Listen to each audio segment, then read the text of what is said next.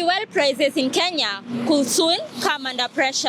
This follows an indication by Energy CS Opiyo Wandayi, who says that the April-May cycle could be affected by the ongoing war between US and Iran.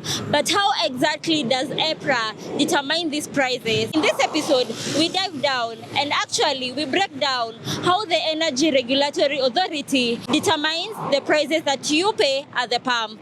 Fuel prices in Kenya are reviewed and announced by EPRA on the 14th day of every month, with the new prices taking effect on the 15th. At the core of the pricing model is the cost of imported fuel based on shipments delivered through the port of Mombasa. This cost is calculated using a weighted average of cargoes received between the 10th of the previous month and the 9th of the current month.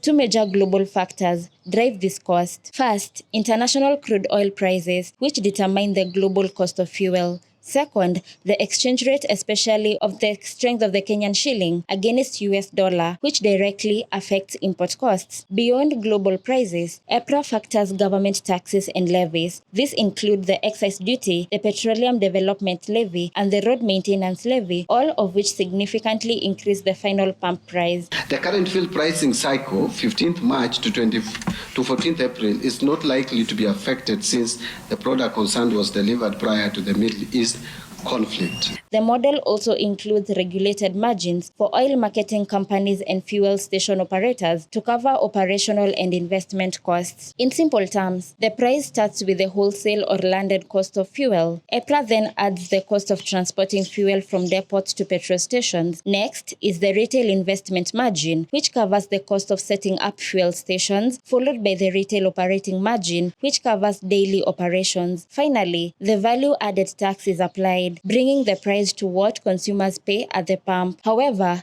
beyond the pricing formula, broader issues continue to influence fuel costs in Kenya. The government-to-government fuel import arrangement, known as the G2G system, was introduced to stabilize supply and ease pressure on the shilling. Under this system, Kenya imports fuel on credit from selected international suppliers. While it initially helped stabilize prices and reduce demand for dollars, concerns have been raised about its transparency and long-term impact on pricing. At the same time, questions around inefficiencies and irregularities in the oil supply chain continue to emerge, with critics warning that these issues could ultimately affect pump prices, with Energy CS Opiyo Wandayi warning that the April-May pricing cycle may be affected. Attention is now shifting to how global and local forces will influence the next review. Any rise in global oil prices, a weaker shilling, or changes in the supply system could directly push for fuel costs higher.